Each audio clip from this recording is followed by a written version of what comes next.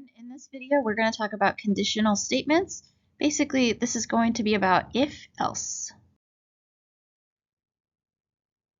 We are covered under Learning Objective 3, evaluate Boolean expressions including short-circuit evaluations.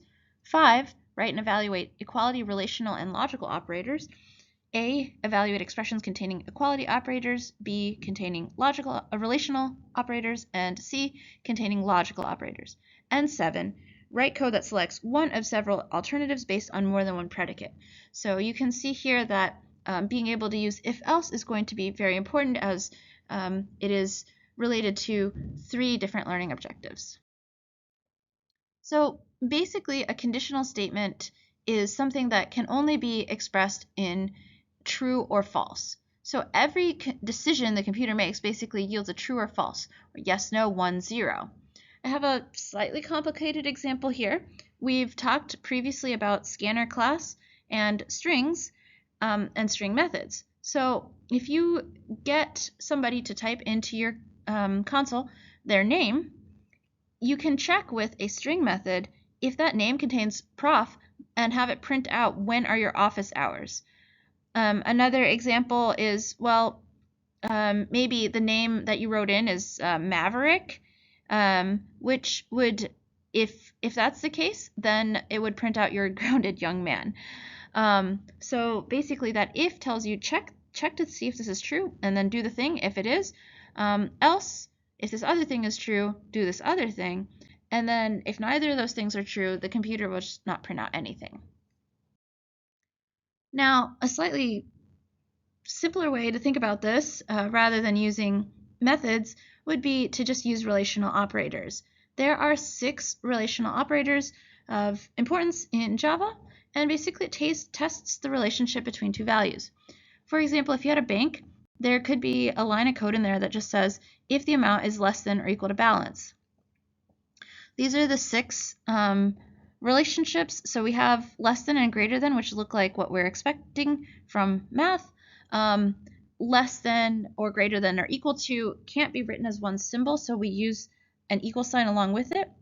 The one that's kind of weird for most people is the fact that to check if things are equal, you're going to do double equal sign, as a single equal sign just means assignment. And then finally, we have not equals, which is an exclamation point and then an equal sign.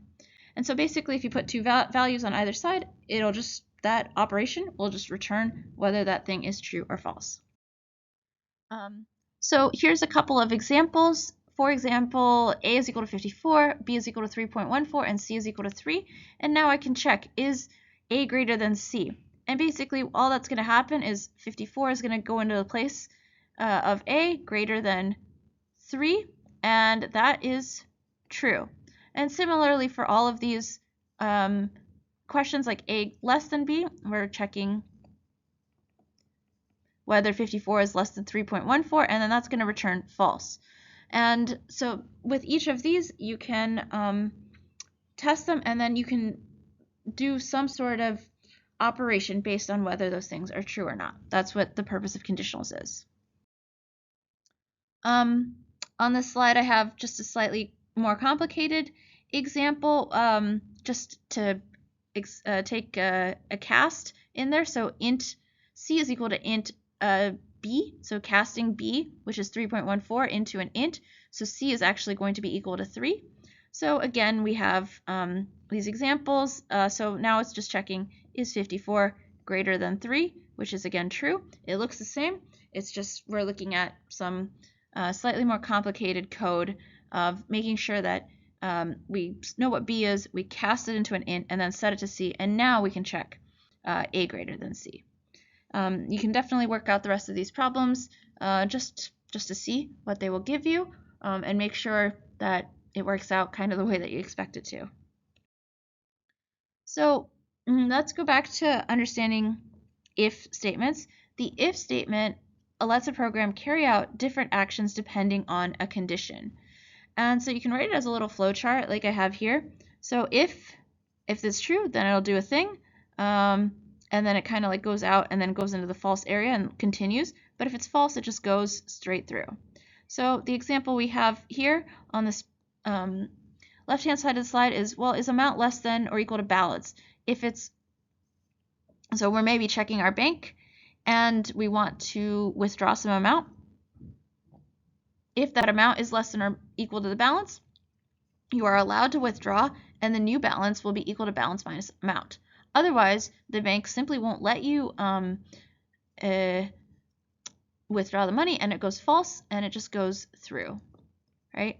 So basically, we have these two sections that either of those codes could run, depending on the outcome of that check.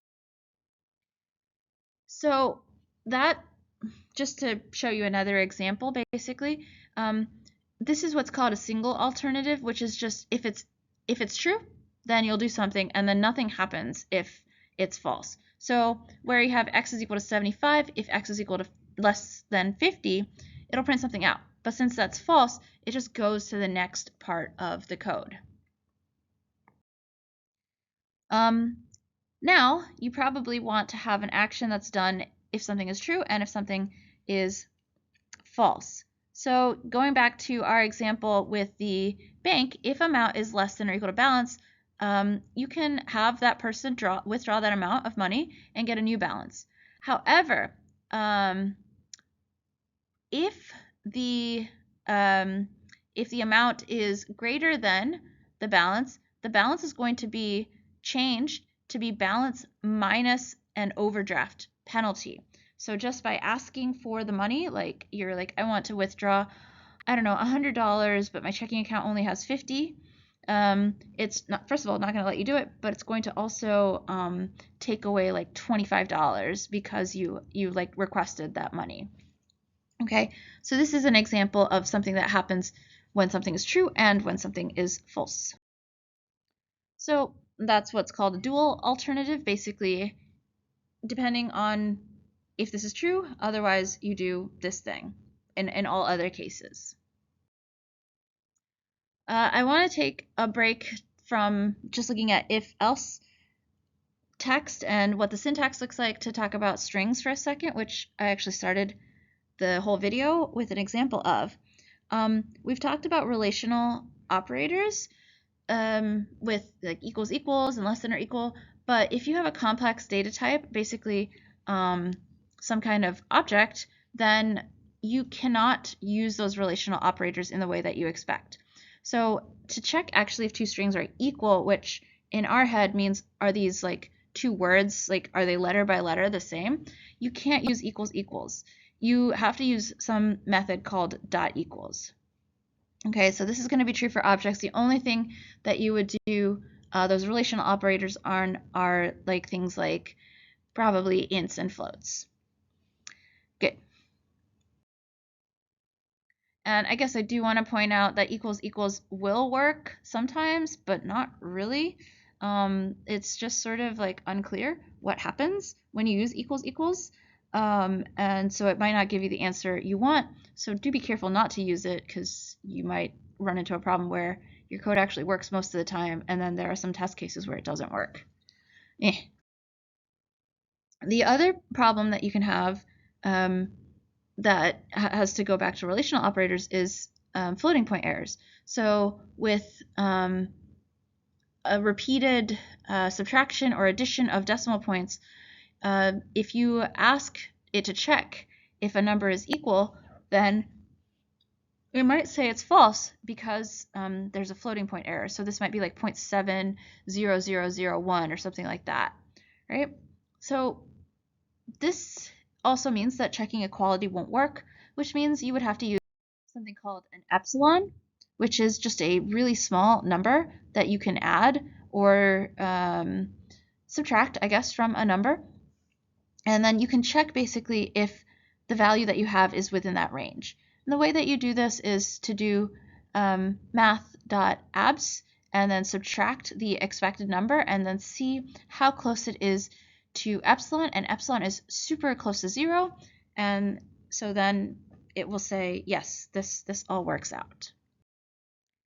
Another thing that you can do is you can nest if statements. I think a nice way to do this is to see temperatures. So if you check the temperature and it's cold, you might wear a coat. And if it's not cold, you might just go outside immediately. Now, you might check again. Is it really cold? Then you might add onto your coat a hat and gloves. Now, you can, of course, write this in more Java-looking syntax or more coding-looking syntax, which maybe I would say is the input temp less than 75, outfit that you have on already plus equals coat. And if temp less than 45, outfit plus equals hat, and outfit plus equals gloves. So you're like adding onto it.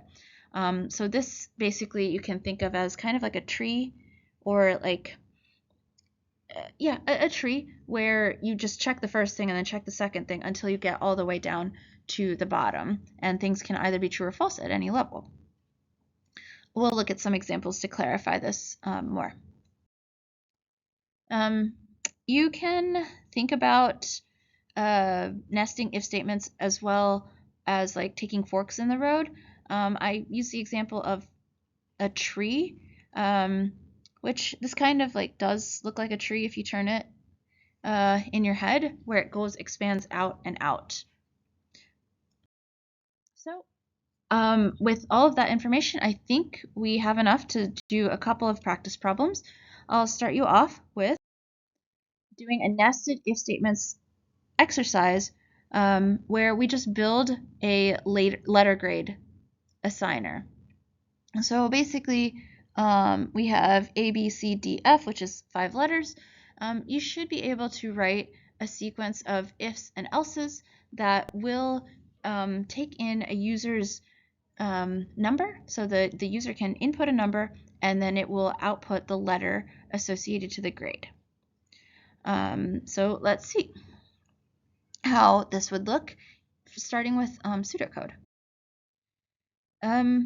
So one way to do this would be to, this actually looks a little bit different than the example, but this is the same idea where you can have if and then check the first thing, like maybe x is less than 50 and it'll print out less than 50.